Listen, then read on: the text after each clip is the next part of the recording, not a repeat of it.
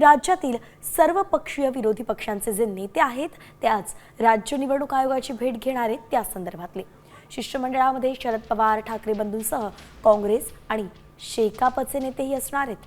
प्रत्येक अपडेट जाणून घेऊयात याच बातमीपत्रात। दुसरी बातमी आहे एकनाथ शिंदेंबाबत। फडणवीसांकडून एकनाथ शिंदेंना आणखी एक निर्णय त्यांचा रद्द झाला, एक मोठा धक्का देण्यात आलेला आहे।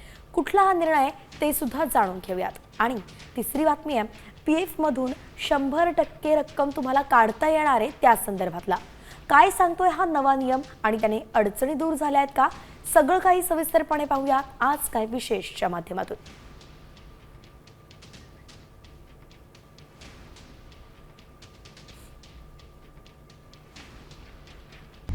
आता isakal.com आहे देशातील नंबर 1 ची मराठी न्यूज वेबसाईट।